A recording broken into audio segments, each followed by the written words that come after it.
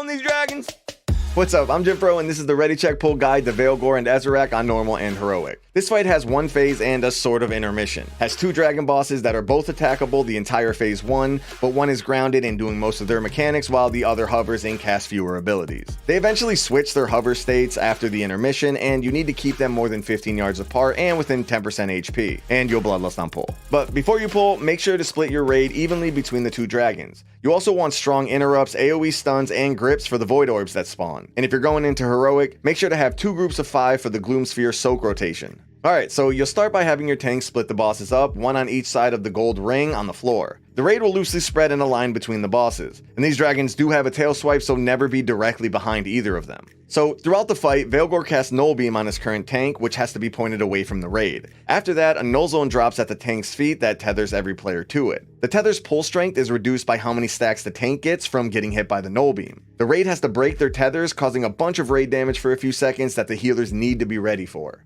Around the same time, Ezzorak casts Void Howl, putting a circle under every player. After a few seconds, those circles explode and spawn Void Orbs that need to be gripped, interrupt, stunned, and nuked down before they get too many cast off. These abilities make some dangerous combos during the fight, and the order of the abilities change throughout the fight. Here's a quick example of the first sequence. The tank on Vaelgor points Null Beam away from the raid and takes around 8 stacks of the beam debuff. Ezzorak casts Void Howl, putting a circle under each player. Every player needs to get as close as possible without overlapping. The circles explode, causing a ton of Void Orbs. Then you'll grip the Void Orbs together, interrupt and AoE stun them, and absolutely blast them down. Around the same time, Vaelgor drops Null Zone under the tank and everyone needs to run far to break their tether. Once the tethers are gone, get back to the center position. Now, on Heroic, the last tether break does a big hit of damage and a ticking dot to the entire raid. You're definitely going to want a healer CD or 2 to make sure that no one wakes up dead. Alright, now that you understand how Null Beam and Void Howl work, let's move on to the other abilities. Vaelgor has a frontal cone that goes on a random player.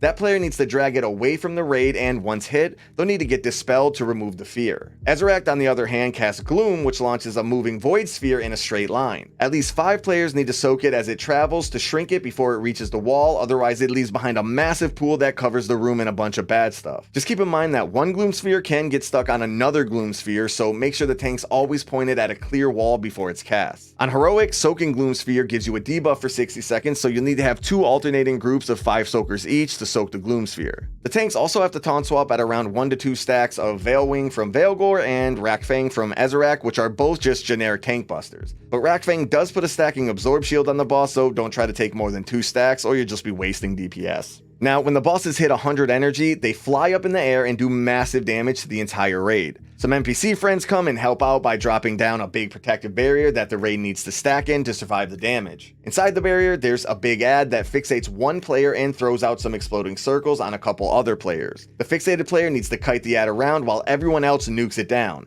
and the players with circles on them need to get to the inside edge of the barrier to avoid exploding on anyone else. You really want to kill this ad before the intermission ends because dealing with the fixate and circles while the dragons are out would be pretty bad. After about 25 seconds, the dragons come back down and you continue the fight, but this time Ezzorak is on the ground doing more of her mechanics and Vaelgor is hovering doing less of his mechanics, but you basically treat everything the same as before. And that's pretty much it. Here's a quick recap for you to review or screenshot for later. You can find all of our recaps over at the Ready Check Pull Discord.